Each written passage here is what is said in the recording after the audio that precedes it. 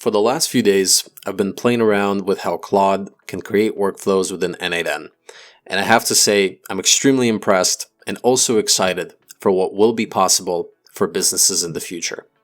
Today, I'll walk you through what I tried to do with Claude, what worked for me, the lessons I learned along the way, and how it can all be applied to a real business. Let's not waste any more time and get right into it. Okay, so here we are in our workflow, and you might be surprised to learn that this entire workflow was not created by me. I didn't create this workflow node by node and manually configure it. Instead, I prompted Claude, and Claude came up with the plan and also came up with the structure on how to create this workflow. You can see here, this was my initial query to Claude Code, where I told it where I was looking for, what I wanted to create, where I wanted the workflow to pull data from. Now, we went through multiple reiterations of this plan because every time it gave me an output of a plan, you can see here that I had some kind of response to it where I realized that something could work a little bit better or some features were not needed, and among other things. And so I went through multiple reiterations of this plan, I think maybe about between 5 and 10. And eventually we came up with something that was workable, functioning, something that I thought was going to be a real business use case as far as workflows and AI implementation goes. So let me talk you through what the plan ended up looking like as a final edit. So after about 10 reiterations, it came up with this plan here. And you can see that this is the plan that I approved right down here where it says user approved the plan. So let's go really quickly through this plan that Claude Code created for me. It's a customized outbound sales email workflow plan. We have an overview here of how it gets triggered, where it pulls information from, which is a Google Sheet for company news and a Google Sheet for CRM data. And here are both of these Google Sheets. We have our company news Google Sheet with the date the news were dropped and the content of the news, and also the CRM data for our leads within our CRM. Now, this can be used as any other actual real CRM, like Salesforce, HubSpot, Go High Level, Pipedrive, so long as they have APIs and freely available APIs, and most of them do. I haven't seen a CRM that doesn't. We can do all the same things with those CRMs that we're going to be doing with this Google Sheet CRM. And so it pulls the data from the two Google Sheets I just shared with you. Initially, I was thinking of using u.com, which is in my opinion, highly sophisticated search-based or search-grounded service, rather. It performs better than multiple other LLMs, multiple other AIs, even amongst Perplexity. And so that's why I was so interested in u.com initially. But then I ran into an issue, and I was already using this Open Router service, which had all other LLMs available, but it didn't have u.com. So I decided to just scratch that, leave that for another build, and just stick to Gemini in this case. So anyway, instead of using u.com, we're using Gemini to draft 4 personalized sequence emails after looking up company information about their company, about changes or updates or about projects that they announced, things like that. And then I wanted to use that information that Gemini found through a web search in the emails that we're going to be sending the prospects at those companies. And this is where it describes that. u.com, which we later changed to Gemini, uses its search-grounded capabilities to find recent news about prospect companies, references previous emails from our Supabase vector store as a style guide. And this here is what I'm talking about. I just uploaded 5 emails to my Supabase database to act as a stylistic source of truth. This helps eliminate responses or styles or wording or structure that we don't want so that we can keep the same structure for emails that humans have sent from our company in the past. This increases the chances that the emails that the AI writes are going to be nearly identical to the emails that an actual human being would write in your company. And the more examples that we give to the AI model, the more accurate and more stylistically similar it will be to the emails that we have provided. Anyway, let's get back to our plan here. And then after it references the Supabase vector store as a stylistic guide, it outputs 4 emails per lead to Google Sheets.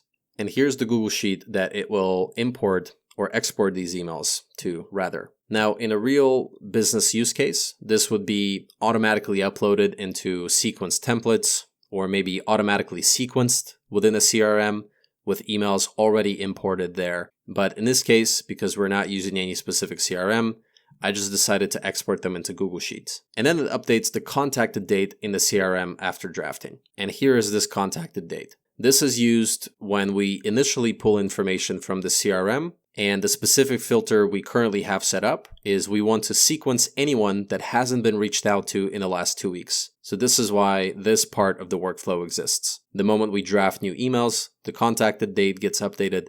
That way, we're not sequencing people that we have just sequenced in the last couple of days. So that's the quick overview.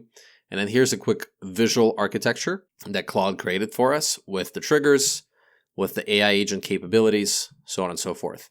Feel free to pause here if you'd like to take a deeper look through this. And I'll go ahead and scroll down to here as well. Let's move on to node details. Here we have some information on what the Google Sheets need to look like as far as expressions for the case that there haven't been any company news from our company in the last 2 weeks. It'll just give the model this text, which is no recent news, structure outbound emails without this data set. This is kind of like a fallback data set that I wanted to input here in case our company doesn't have any recent news that we can put into our outbound emails. The AI agent is not getting lost and confused like, wait, I was expecting company news and I'm not getting any. Instead, it gets this fallback text that basically says structure outbound emails the same way without this data set. Okay, then it gives a clarification on what our CRM needs to look like, filter node logic, so on and so forth. It also gave me the prompt for my AI agent, which initially was going to be u.com. And then here we got some more technical information as far as what the last Google Sheet will need to look like, where we export the emails. And then it talks about the implementation phase, exactly what Claude Code is going to do to set up this workflow and make it happen. So that was the plan that Claude Code generated for us based off of the prompt that I initially gave it, and then also the 5 to 10 reiterations that I gave it as far as what specific details I wanted polished or changed or removed. As soon as I approved this plan, Claude went to work on actually making this happen. And within, I would say, about 3 minutes, this workflow was already created within n8n, and I could start testing it and making sure that it works correctly. Now, as a quick note, Claude Code is not going to input credentials into your nodes. This is a security feature so that Claude doesn't have access to your API keys and other things that would be considered sensitive information. Claude will create the JSON workflow for you that's going to be exported into n8n, and it will be ready to go, but you will have to put in credentials yourself. This is a security feature, and I honestly support this feature. Putting in credentials isn't that difficult. You can quickly do it. But I did run into a few issues where when I asked Claude to update a workflow, it kept updating and writing over the credentials that I initially put in there. So just know that if you're asking Claude to update your workflow continuously, you're probably going to have to keep re-putting those credentials in over and over and over again, which is why I recommend spending a lot of time on the planning mode so that you can really plan out extremely well, so that Claude only has to write out the entire workflow into n8n only once. And then from there, you can make simple manual edits. That way, you don't have to keep redoing the repetitive tasks of having to put in your credentials over and over again. Okay, so basically here it goes through all of the work into creating the workflow, and then the workflow has been created. And I don't even remember if I asked it to do anything or make any changes. Oh yes, so I asked it if it can create a CRM Google Sheet for me. Now, I wasn't sure myself if it can create a Google Sheet, but turns out it can create a CSV that I can import into Google Sheet, and it's basically like creating a Google Sheet. So imagine we have a brand new sheet here. There's no name, nothing like that. And I'll go into File to import the CSVs that Claude created, and then we'll just put these in really quick. I will then choose Replace Spreadsheet and Import Data. And then you see that because of the CSV that Claude gave me, I now have this entire Google Sheet with CRM data on my prospects that it came up with and just produced. Pretty cool feature, and I recommend using this when you're trying to spin up a Google Sheet. You don't have to do this manually. You can just ask Claude to do it. Okay, back to the Claude interface here. I've asked it to create 3 different CSVs for my Google Sheet. And I think here it created 5 outbound emails as a stylistic example from my Supabase database that I showed you earlier. I think it was just putting in expressions like, curly bracket, company name, curly bracket.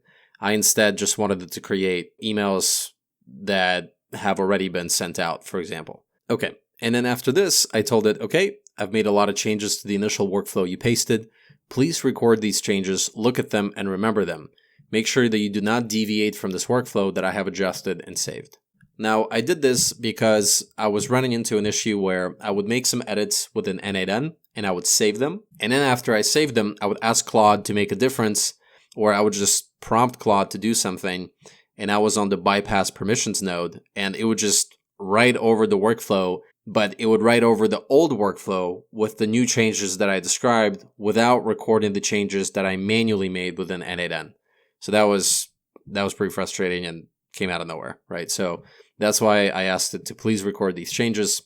That way you don't deviate from them. Enough talking about the plan from Claude and going over all the details there.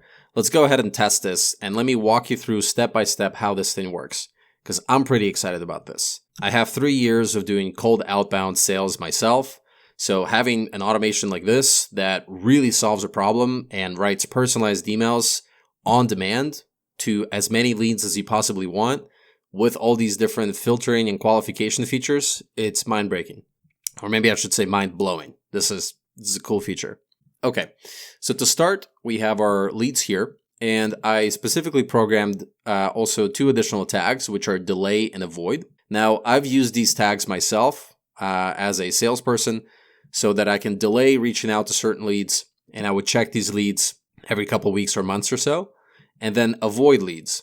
These would be leads that would consistently, come in one way or another, maybe from a partner or from a marketing event. And they basically kept popping up in my CRM. And if I deleted them from the CRM, they would just re-pop up again at some point. And I would have to just keep doing this thing over and over again where I keep removing them. So what I decided to do was just put the avoid tag, and any functions that I did as a salesperson for any filters when I was looking for prospects or when I was sequencing prospects, if the system ever saw a void, or if I ever personally saw a void, it knew not to sequence or reach out to these guys. So that's why I created these 2 tags. And then I also created the contacted date. This exists so that we can filter for prospects that we've reached out to recently so that we don't resequence them again and potentially spam them. So that was the CRM. Now let's look at my company news. We've announced here on the 20th that we're releasing a new cyber tool where we can scan up to 75,000 backups in just 60 seconds, and it's called Turbo Threat Hunting. Now I'll walk you through each node. First, we have our manual execution, which then leads into reading leads. This is going to pull all the leads from the CRM that I had just showed you a second ago. Then it feeds into the filter node, which basically avoids all the prospects that have avoid and delay tags, and also anyone that has been reached out in the last 2 weeks. And then our other branch was the Get Company News branch, where we pulled this information from this Google Sheet here. After that, we merged the company news and leads data all into one item, and then it outputs them as 3 items together. And then we split this in batches. So basically what this means is it follows this entire branch of logic for each prospect, and then it loops over the next prospect once that initial prospect got finished with. And this will happen for as many leads as you have in your CRM database. Okay, so let me show you how this works really quick. We have our workflow, and then we have our CRM with no contacted date whatsoever, and also nothing in the email drafts. Let's go ahead and execute this workflow and see how long this takes. We can see it just momentarily pulled all the data. Now it's going through the AI agent, checking our previous emails for stylistic examples, and then using Gemini to actually compose the emails and also look for the company updates for the prospect companies. This is going to be the process that takes the longest. And there we go, it's finished. It updated the contacted date for our first lead, as we can see here, and it compiled the drafts for that first lead, which is John Smith, and now it's working on the second. And it just completed the second, now we're on to the third, and we can see this happening in real time as this gets updated. And now we have Sarah Johnson. And momentarily here, we will get our third lead imported as soon as this gets completed. And there we go, it's done. The drafts are here. And we can see that all 3 leads got contacted. The ones that had delay and avoid tags did not. Okay, now I want to actually create something using Claude with you during this video so you see what the process looks like, what are some errors and mistakes I can run into, how we can troubleshoot and fix them, and ultimately get some kind of automation or some kind of AI workflow working for us that we can apply in a business use case. Okay, so I'm going to go into Claude. I'm going to go ahead and clear this so that we have a nice brand new code to work with. I went ahead and moved all of our custom outbound emails, information, CSVs, JSON into a separate folder so that we can start new from right here. Okay, so I'm not going to try to do another custom sales outbound workflow because we just did it. I want to do something different. I want to create a newsletter with Claude, so let's make it happen. Hey, Claude, I want to create a newsletter workflow within n8n that sends newsletters, weekly newsletters to my customers. I own AutoSlim Pro, which is an AI implementation and automation agency for business owners. We help business owners scale and elevate growth with AI implementation and automation. And what I want you to do is scan the web once a week for updates on what's happening in the AI and automation world and how it's applicable to medium and enterprise size businesses. And I also want you to pull some information about my specific company update that will be provided in a Google Sheet. I want you to compile this into a newsletter that's a maximum of 500 words. It needs to be formatted with HTML, and it needs to keep the branding colors of my business, which would be darker blue, lighter blue colors. Make sure to add sources as links inside of the newsletter. That way, whoever is reading them can click the links and make sure the sources are credible. And let's just start with that. Let's make a plan and let's see what I need to reiterate upon and how we need to improve it. There we go. And I'm going to change to plan mode. So we can start with that. All right, let's shoot it off and see what it gives us. So it's going through certain planning right now. Looks like it's going to take a second. So I'll be right back with you once it's done. Okay, so it's asking me a few questions here, like what time I'd like to be sent at. We'll just do Monday morning. AI provider, I'd like to do Gemini 2.5 Flash. Email service will be, so we'll just do native n8n Gmail nodes. The brand colors, we'll just use the suggested colors here. And now it's asking, where will my subscriber recipient email list be stored? And let's just do same Google Sheet. And then it's asking, what sources should I use? I'll just use the recommended option and submit my answers. Looks like it designed the entire plan. Let's go ahead and read through it. So we've got AutoSlim Pro weekly newsletter workflow, implementation plan, runs weekly, scans web sources for AI and automation news relevant to medium enterprise businesses, pulls company updates from a Google Sheet, uses AI to compile a 500-word HTML newsletter with AutoSlim Pro branding, includes clickable source links for credibility. Okay? And then the architecture, just explained in a more visual manner here. So something actually pretty interesting about Claude that I noticed is that it likes to use code nodes fairly often for things that really don't require any code nodes whatsoever. Like you can just achieve the function with if or split batches or filter or switch nodes. Like these native n8n nodes are more than, it's everything you might need, and you don't really need a code node. It just, maybe that's just what's more native to Claude. I don't know, but I have noticed that. So look out for that. And then we have our Google Gemini generating the newsletter. Once again, code node, applying HTML templates plus brand colors. Maybe this is actually more reliable than an AI agent. I have previously done the HTML formatting and brand colors specifically in the AI agent prompt. But maybe because this is just hard-coded, maybe this is more reliable. So I'll actually like to keep this and see how it works out. And then the Gmail node sends to subscribers. And then we have error handling workflow. Now, in this instance, I'm not going to do it. If we run into an error, we'll just figure it out, but we'll leave that out. So let's go ahead and read through some more. We've got the schedule trigger, news aggregation. Okay, so before we go there, I guess let's just type out the first changes we want.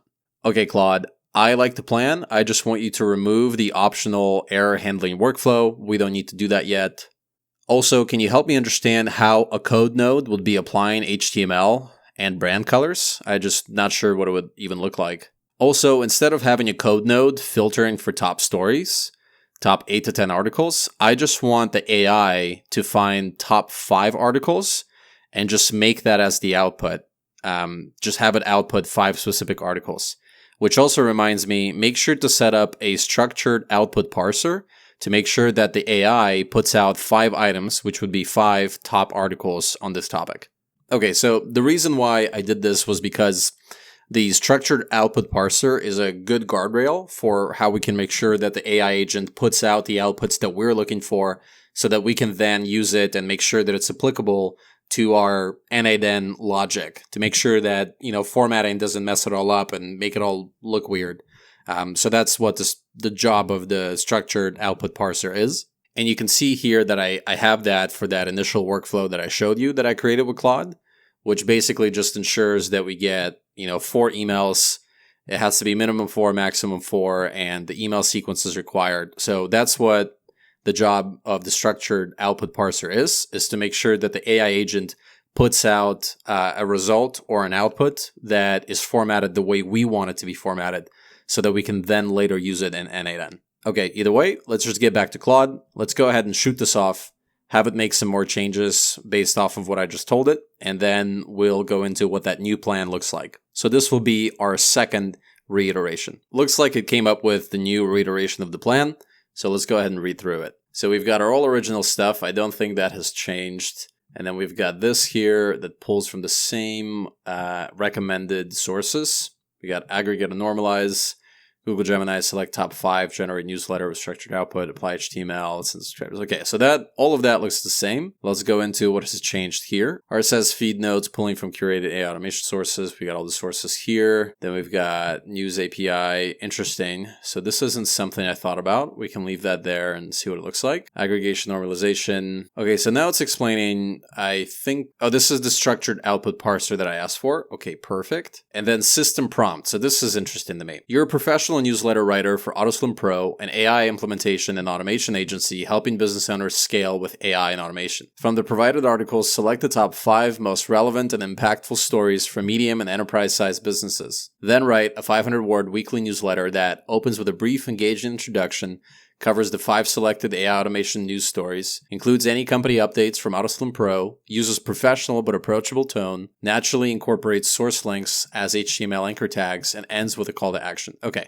so I'd like to make a change here. Instead of covering all 5 selected AI automation news stories, instead, I want the AI agent to cover the ones that it thinks or believes are the most important or the most interesting or the most relevant. It doesn't have to be all 5. If one is like a humongous piece of news, then let's just cover that one piece of news and let's go really deeply into it. Or if it's just 5 smaller pieces of news, let's go ahead and just stick to the 5. But I wouldn't like to hard program the AI in the system prompt to cover all 5 every single time. I think I would like for the prompt to be more focused on what it thinks or considers to be most relevant, most important, and most interesting to readers. So make that adjustment to the prompt, please. We'll say make this change and let me see what it looks like after. And I'll be back with you once it completes this. Let's take a look at what that says now. Use judgment on depth versus breadth. Okay. All right. I like that. Okay. So let's go ahead and just auto accept this plan and let's see what kind of workflow it creates. Quick note. This has been running for about 20 minutes so far. And I am not sure when it's going to be finished. I think it's running into some errors and fixing it itself, which is really good. But just quick note, this is the longest it's taken so far. My previous workload didn't take this long, but this has been running for about 20 minutes now, and it's not done yet. So I'll get back with you as soon as it's finished. Okay, so it's only been about 2 minutes after I just told you that I don't know how much longer it's going to take. So I guess that was perfect timing. We have our JSON file here. Now, what I'm going to do is select all this, copy, and then I'm going to go into my new workflow here, create it, and then zoom out a little and paste this in here. So now we can see that we have the entire workflow set up. I'm going to go ahead and take a look at what's going on here, walk you through what I'm thinking. That way you know what I'm going to be fixing here. Okay, so I realized that the workflow doesn't have a Google Sheet, so I'm going to go ahead and ask Claude to create one for me. Please create a CSV file for me that would include my email list. I want you to include full name, email, company, and that's it. So those 3 data sets, and give me like 10 customer example or 10 dummy customers that I can just use as a test for this workflow within that Google Sheet CSV. Okay, I think it's just my habits saying please to an AI model, even though it doesn't make any difference to the AI model if I say please or not. Okay, so we have the CSV here. Let's go ahead, and I believe it saved it. Yep, there we go, newsletter subscriber CSV. So let's delete this, delete that. Let's go ahead and, where is it? I think file import, upload, and I'm going to get this uploaded. Okay, there we go. We have this imported into our spreadsheet. Let's go ahead and clean this up a little bit. All right, there we go. And let's go into n8n and just select that. Okay, so it looks like the basic LLM chain had a connected, it was selected for a connected chat trigger node, but there's obviously no chat trigger. And then it looks like there's also no prompt. So I'm going to go ahead and ask Claude, what it was hoping to do here and figure out what prompt I can put in here. But first, I'm going to put define below so that I have the option for a prompt. Hey Claude, it looks like the LLM chain didn't have a prompt selected, and it would also had connected chat trigger node selected rather than define below. Could you please give me the AI agent prompt that I can put into the description or the prompt of the node? Okay, and let's put the prompt into here. There we go. And then I'm going to go ahead and copy the user message. There we go. Prompt user message is here with the expressions that we're looking for. There we go. So let's go ahead and keep reviewing. Okay, so it looks like everything ran successfully, and I am very surprised. I only had to change the model from the original Gemini to my open router, which is just a routing model for Gemini. And I think I connected the Google Sheets to the sheets I needed and then the Gmail. So now let's take a look at what that email looks like. Wow. Okay, so here's the email, AutoSlim Pro Weekly, Sunday, January 25th, 2026. And we've got a very nice formatting style here with some nice colors according to my brand. Let's take a read through this. Hello, AI innovators. The world of AI and automation continues its rapid evolution, bringing forth incredible opportunities and strategic shifts for businesses of all sizes. This week, we're highlighting developments that directly impact your operational efficiency. Blah, blah, blah. Okay, Microsoft and AMD challenge. Elon Musk launches XAI. What does that guy not launch nowadays? You know what I mean? Then we got Microsoft and SAP, Gen AI, AutoSlim Pro update. There we go. And a featured articles with all the links. Wow. And then we've got the unsubscribe feature right here. Now we do have the append, which we can easily turn off by going right here, just shutting that off. So now we wouldn't get this email was sent automatically with n8n append. So wow, this is pretty cool. So Claude did take about 20, maximum 25 minutes to do this entire thing. I'm honestly not sure why it took that long.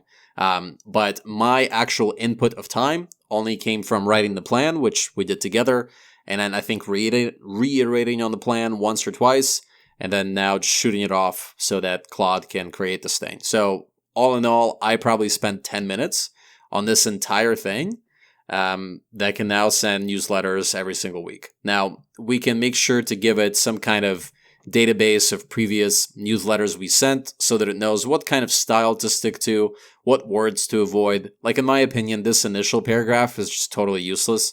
Hello, AI innovators, all that stuff.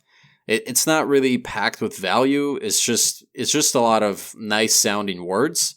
And then right here is when we get into actual news. So I would rather make this a little bit more personalized given the articles. So that's something I'd like to improve. And we can do that by just giving it examples or tweaking the prompt a little bit. But the rest of this I like very much. It's got the featured articles. I like the fact that it's structured well like a newsletter would, because if you open this up on your phone, this would match the display of your phone, which most newsletters, I believe the statistic is, are read on the phone instead of a computer email. So all in all, I am very proud of this. I'm very happy with what came out of Claude, and I hope that you're just as excited as I am about this, and you can see the evolution of AI models and just how powerful Just how cool it is that we can use this stuff to create workflows in just 5 or 10 minutes of our own invested time. So that'll conclude the end of the video. If you enjoyed this, if you found value in this, you can find a booking link in the video description down below so that me and you can talk about automation and AI opportunities within your business. And if you're not ready for a meeting quite yet, you can also find my email in the video description down below. I'd be happy to take questions, give you my feedback on things, offer you my insights, and anything else that you think your business needs at this moment. Aside from that, I appreciate you for stopping by, and happy automating.